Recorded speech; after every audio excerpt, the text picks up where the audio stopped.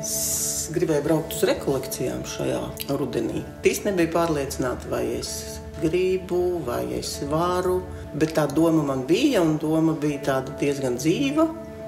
Un vienā dienā, ieejot savā bankas kontā, es ieraudzīju naudas summu, kuras nesapratu, no kurienes ir radusies.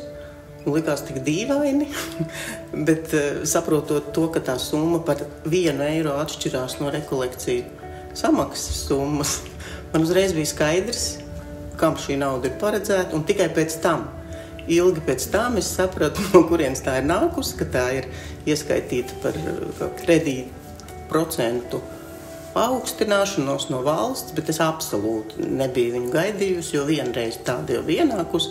Otroreiz man likās, ka tā vairs nebūs, un tāpēc šī nauda man bija absolūts pārsteigums. Bet ieraugot summu, pat bija diezgan smieklīgi saprast, ka braukšu uz rekolekcijām 1 eiro. Jā, un tas kaut kādā veidā uzreiz man bija skaidrs, kas tas būs, un ka Dievs man ir iedevis šo naudu. Nevis es esmu kaut kā netīšām, tas viss ir noticis, bet bija tāda ļoti dzīva Dieva mīlestības klātbūtne un tāds pieskāriens, it kā es viņu būtu personīgi satikusi, un viņš man to naudu būtu iedevis rokās.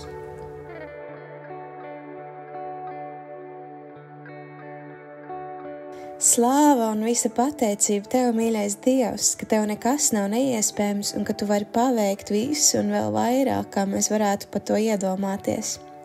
Paldies Tev, mīļais Kungs, ka Tev ir tik svarīgs laiks kopā ar mums katru, un Tu esi gatavs pašķirt visus ceļus, lai mēs varētu prieka un pozitīvas atraukuma pilni doties uz randiņu kopā ar Tevi, ko Tu mums esi sagatavojis.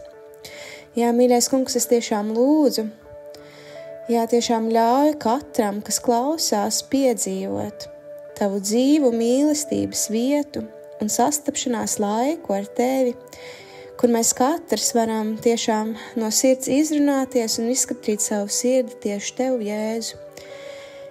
Jo es zinu, ka Tev tik ļoti gribas, ar mums būt, un mums gribas būt kopā ar Tevi. Tiešām Dievs dod, atrast šo vietu, kur mēs varam piedzīvot Tevi, kur mēs varam satikties ar Tevi mūsu ikdienā, Kungs, tajā īpašajā laikā, īpašajā vietā, ar to vislielāko mīlestības nozīmi.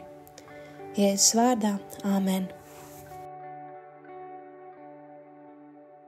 Aicinu piedalīties audio liecību projektā Mīlestības ceļš liecībās arī tevi. Ieraksti balss ziņās savu stāstu, kā Dievs sevi ir tev atklājis, ko viņš ir darījis un kā Jēzus ir tev palīdzējis, uzmundrinot, samīļojot, dziedinot, stiprinot. Esi daļa no dzīvā evaņģēlija pasaulē un ieraksti savu audio liecību telefonā, izmantojot balss ieraksta aplikāciju un nosūti to uz e-pastu liecības@gertrude.lv.